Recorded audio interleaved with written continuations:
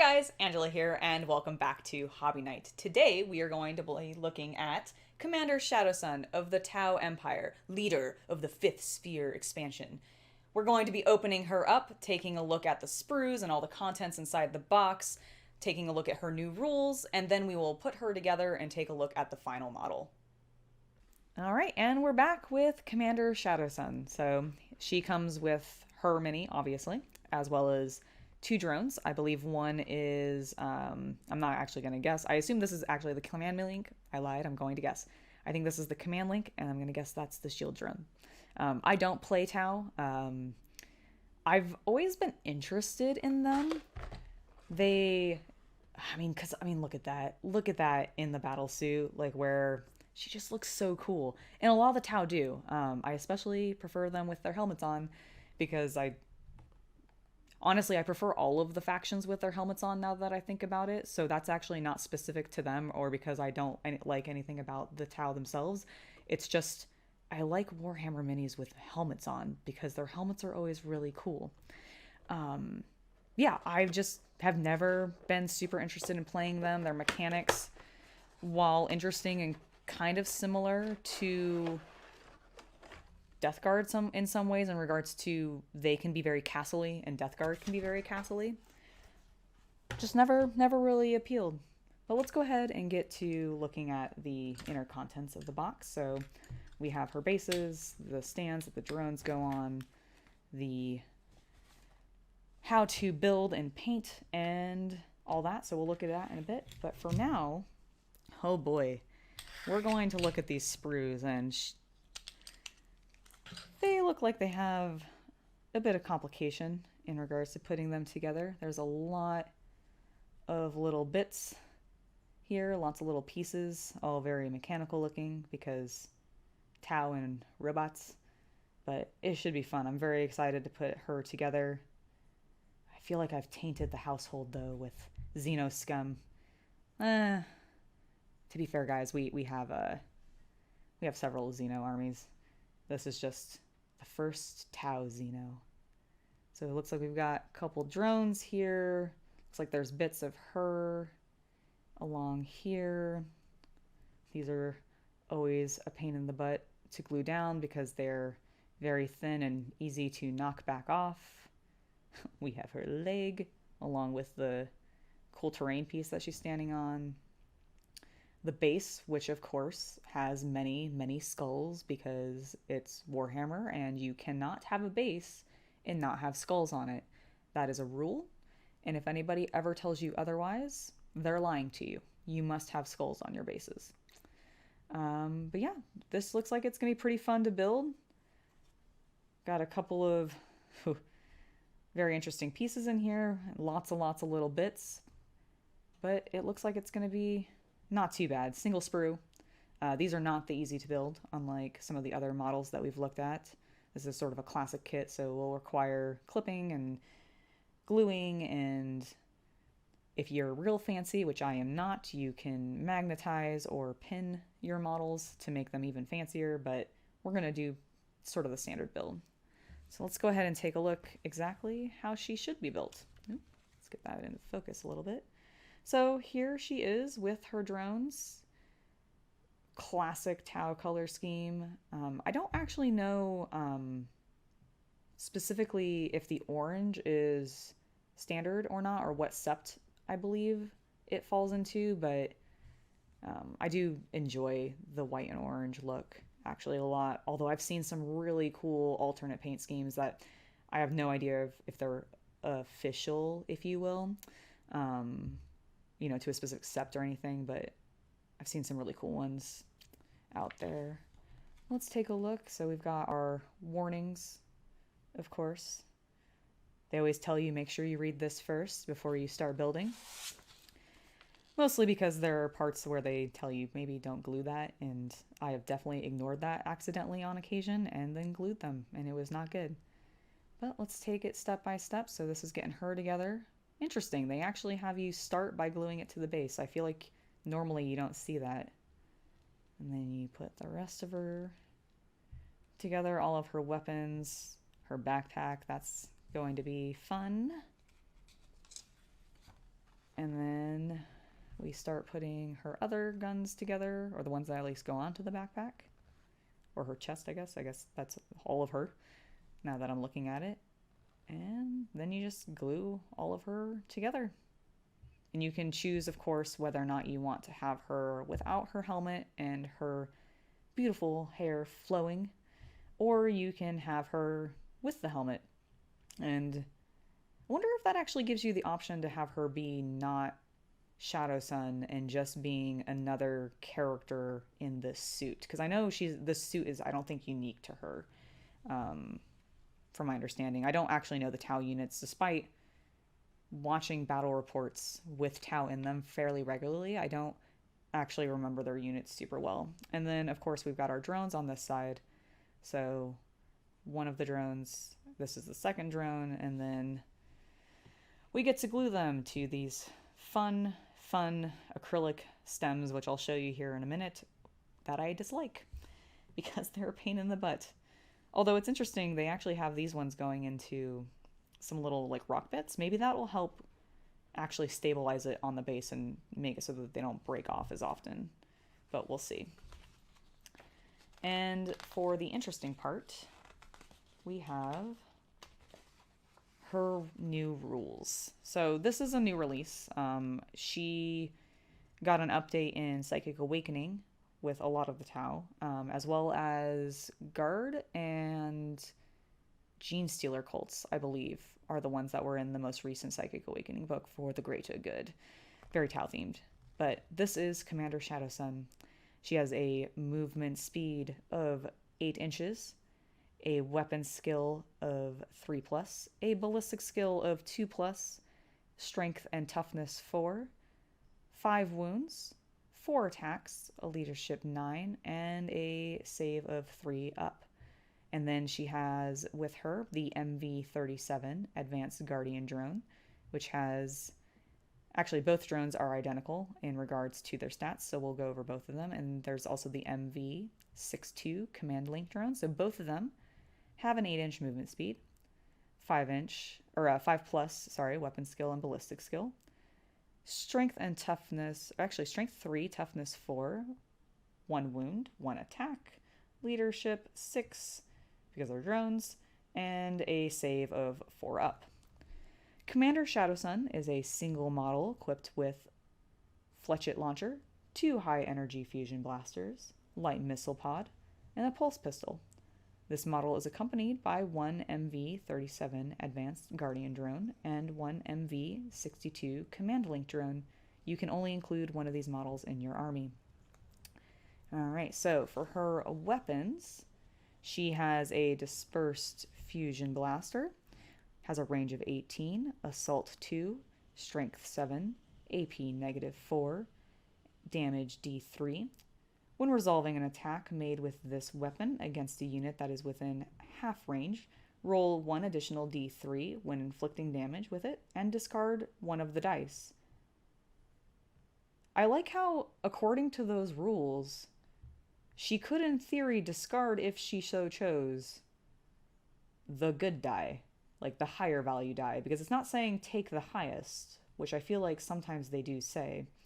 This one's just saying you discard one. Doesn't matter which.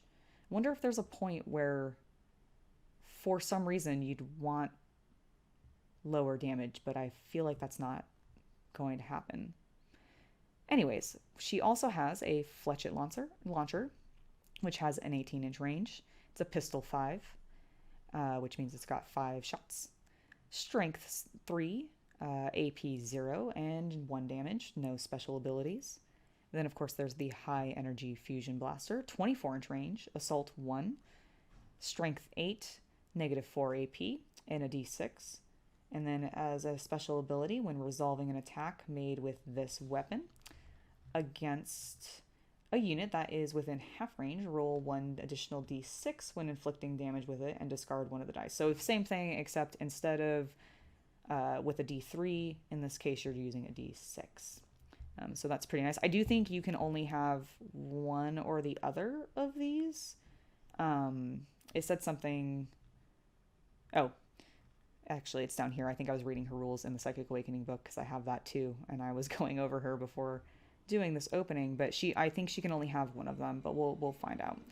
The light missile pod is her next weapon. She has a 24-inch range, assault 2, strength 7, -1 AP, and D3 damage. And then finally she has a pulse pistol, which only has a 12-inch range, as most pistols do. It's pistol 1, strength 5, AP 0, 1 damage. So war gear options, yeah, this is the thing that I was just talking about. For each high energy fusion blaster this model is equipped with, it can instead be equipped with one dispersed fusion blaster. So yeah, you can replace one of these with each other. And then let's take a look at her abilities. So she has 4 the Greater Good, Master of War, and you can find more details on that in the Tau Codex. I don't actually remember what For the Greater Good does. I know it's used like every turn and I should know it, but I don't. Mostly because it's just not something I ever learned. Defender of the Greater Good.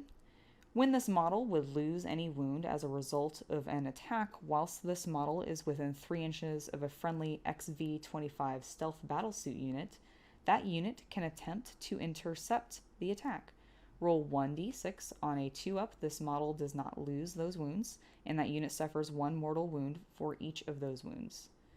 Only 1 attempt can be made to intercept each attack.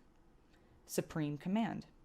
This model can be included in a Tau Empire detachment without preventing other units in that detachment from gaining a Sept Tenet.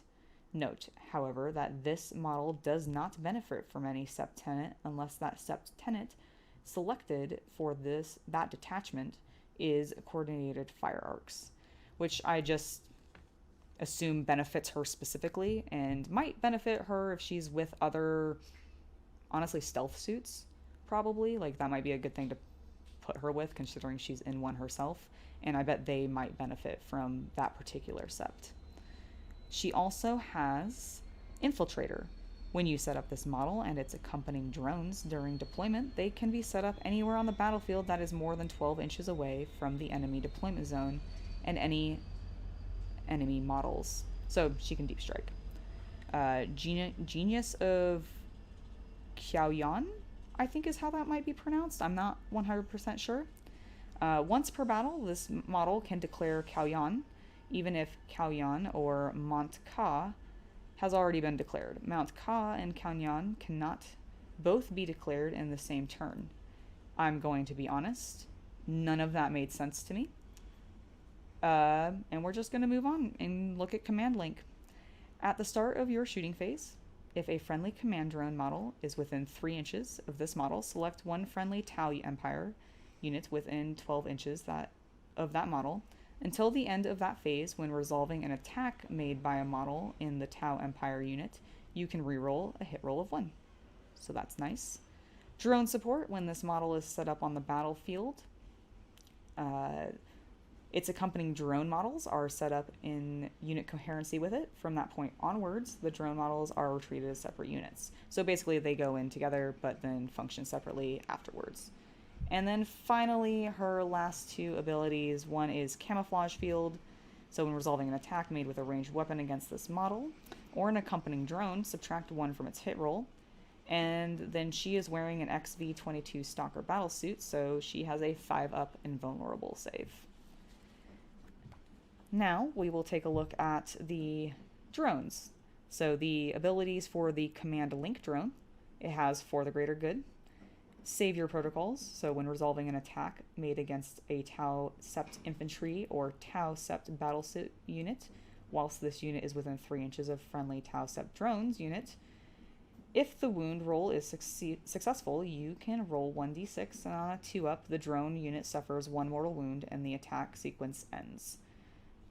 And for the abilities for the Advanced Guardian drone, it also has For the Greater Good. It also has Savior protocols, because I think all drones have Savior protocols, but I could be wrong on that.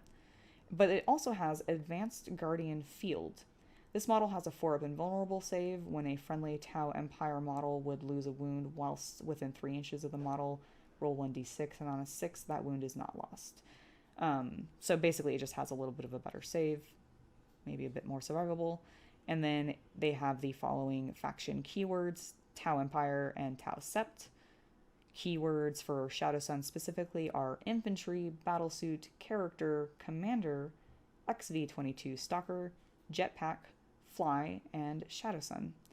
And then the keywords for the command link drone are drone, fly, and command link drone, as you would expect. And for the advanced guardian drone, drone, fly, and advanced guardian drone. And then in case people were wanting to see the foreign language pages, this is French. So we'll just sort of scan through that, pause on it. And then the abilities. In Spanish.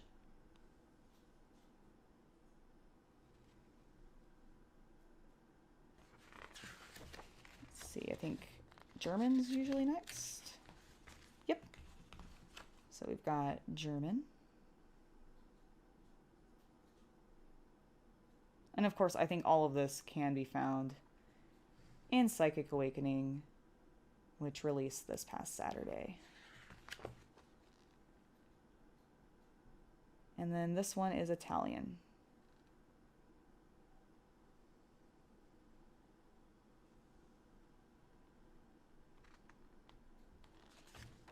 And then last but not least, on the very back, they of course always give you their recommended paint schemes for whatever the box art looks like.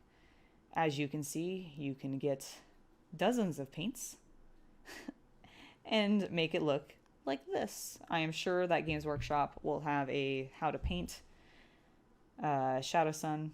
Honestly, I'd be surprised if they didn't. She's a pretty cool mini. It'd be neat to see them do like their long format painting ones where they actually use every single one of these colors, because we need to highlight and shade basically everything. And then last but not least in the box, of course, is the bases.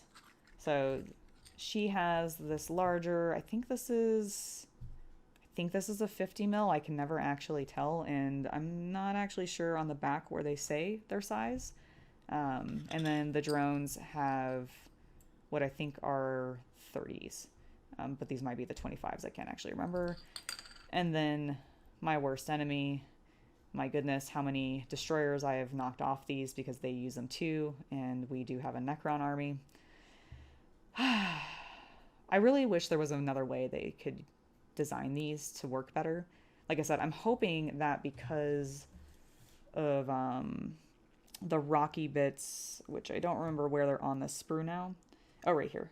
So these bits here, I'm really hoping this actually helps stabilize them. And if it does, I hope GW continues to do this kind of thing going forward, just to make it so that flying bases actually function better and don't just constantly fall apart. But we're going to take some time now, build up this kit, and we'll see you in a bit. All right, hi guys, welcome back. I have Shadowsun and her two drones all built up. We're gonna start by looking at the drones here. So this is the first one. They were actually pretty simple to put together. Shadowsun herself is another story. We'll get to that. But this actually, the drones went together pretty well. One of the things that I'm very, very pleased with. So I talked about it a little bit while we were looking at the unboxing of how much I hate these things, right? This bit of rock here helps stabilize these guys so much. Like I did not glue these. So they just pop off now. Super easy, right? And it's there. It's stable. It's less likely to fall off. I can actually bump it and it's all good. I want this on every single one of these. I need this part just mass produced and I'll just use it on every flying base. Seriously. If I could get that 3D printed, I totally would. I bet I probably could, honestly. But yeah, so this is one of the drones. We'll take a look at the other one here. They're pretty similar. The main difference between them is the front piece. This one has the sensor, I guess, I think is what this is supposed to be. Whereas the other one, I think, had I don't know, it looks like a barrel of some variety, so I don't know if it has a gun or not. But yeah, they are pretty cool. But what we're really here to look at is Shadowsun herself. So I have grown a love-hate relationship with this miniature in the fact that, oh my gosh, putting her together was kind of a pain in the butt. Like, just her lower leg, okay, just her lower leg was 3 pieces each. And that just, I don't know, it seems ridiculous. But man, she has some like great calves. But the main thing with this miniature was she was just, it's time consuming. And Tau players out there, if all of your minis are in this many pieces constantly, I am so sorry. Like, that is just, seems really tedious to have to build, especially since you guys can have a lot of miniatures. But on the other hand, look at how cool this mini is. Like, she is so awesome, and I am very, very pleased with how she turned out. Like, it took me a little longer than I was expecting. She has a lot of very small pieces, like, for example, this little thing here was its own separate piece. There was a couple other, like, all the fins on everything, drones included, are all separate pieces. But her finally put together and everything, to see that done, she just is so rad. So the main reason, actually, that I picked this up, because I mentioned earlier in the video that I don't play Tau. I really don't have any real desire to play Tau either. But other than the fact that the mini is really cool, and I thought she looked neat, I want to get a Custodes miniature as well, because there is a joke that I enjoy on the internet of her and Kitten, the Captain General of the Custodes, having a hooked up once. And there is a beautiful song out there about it. It is hilarious. I love it. It's by Stringstorm. You guys should check it out if you haven't seen it. It's hilarious. And I wanted to have that set. So she is the first part of that. Now I just need to pick up the Captain General, get them all painted up, and I'll have my very heretical pairing of miniatures. But I hope you guys have enjoyed taking a look at her with me, and we'll see you next time.